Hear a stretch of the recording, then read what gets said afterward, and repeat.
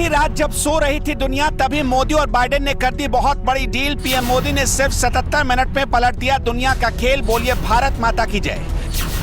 कभी अमेरिकी अनाज पर जिंदा रहने वाला भारत अमेरिका के बराबर कैसे हुआ खड़ा? 63 सालों बाद रहमो करम वाली नहीं, टैलेंट, ट्रस्ट और टेक्नोलॉजी वाली बन गई दोस्ती। एक रात में मोदी ने पलट दी बांग्लादेश और मॉरिशस की किस्मत।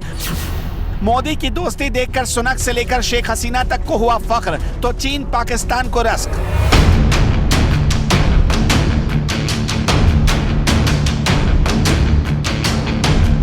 इतिहास जब भी लिखा जाएगा तो लिखा जाएगा कि भारत में एक ऐसे नेता का राज आया जिसने अमेरिका जैसे सुपर पावर के रहमो करम पर चलने वाले हिंदुस्तान को अमेरिका से आंख पे आंख मिलाकर बात करने वाला हिंदुस्तान बना दिया। और तब यह भी लिखा जाएगा कि बुद्ध और वसुदेव कुटुंबकम की राह पर चलकर उस नेता ने दुनिया को अपना मुरीद बना लिया। फिर यह भी लिखा जाएगा कि जिस मोदी को एक समय अमेरिका वीजा तक नहीं देता था, उन्हें मोदी से अमेरिका टैलेंट, ट्रस्ट और टेक्नोलॉजी वाली दोस्ती को अटूट दोस्ती में बदलने भारत आया था। आधी रात जब दुनिया ऊँघ रही थी, आप घरों में सो रहे थे, उस वक्त मोदी हिंदुस्तान की ताकत को 4 चांद लगा रहे थे। उस वक्त प्रधानमंत्री नरेंद्र मोदी भारत को विश्वगुरु बना रहे थे और उसी वक्त मोदी और अमेरिका के बीच एक बहुत बड़ी डील साइन हो रही थी। इस डील में भारत का फ्यूचर तो छिपा था ही, उससे ज्यादा अमेरिका का फ्यूचर छिपा था। ये डील थी क्या? अमेरिका भारत को सेमीकंडक्टर का हब बनाना चाहता है। इस वक्त पूरी दुनिया में सेमीकंडक्टर बनाने में ताइवान सबसे मजबूत है।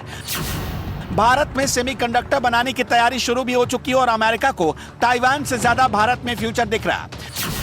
ताइवान और चीन के रिश्ते अच्छे नहीं हैं और चीन अक्सर ताइवान पर हमला कर देता है। भारत भी चीन का पड़ोसी मुल्क है, लेकिन चीन भारत से टकराने की हिम्मत नहीं कर सकता।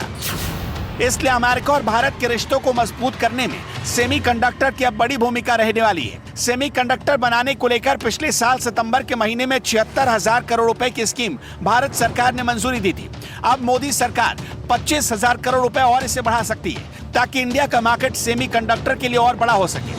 अब आप पूछेंगे कि भला इसमें डील कहाँ है और सेमीकंडक्टर इतना इंपॉर्टेंट क्यों है? सबसे पहले एक दो बात समझनी पड़ेगी। हम जो मोबाइल फोन चलाते हैं, उससे लेकर हमारे घर के मैक्सिमम इलेक्ट्रॉनिक और इलेक्ट्रिक आइटम में, कारों में, कैमरे में, डिस्प्ले में, हर चीज में सेमीकंडक्टर का इस्तेमाल होता है। भारत के प्रधानमंत्री नरेंद्र मोदी और अमेरिका के राष्ट्रपति जो बाइडेन जब मिल रहे थे, तब उनके बीच भारत में सेमीकंडक्टर पर रिसर्च और इसके डेवलपमेंट पर $300 मिलियन निवेश की पहल की गई, जो अगले 5 वर्षों में बढ़कर $400 मिलियन तक भी पहुंच सकती है। यानी अमेरिका चाहता है कि भारत इस क्षेत्र का धुरंधर बन जाए।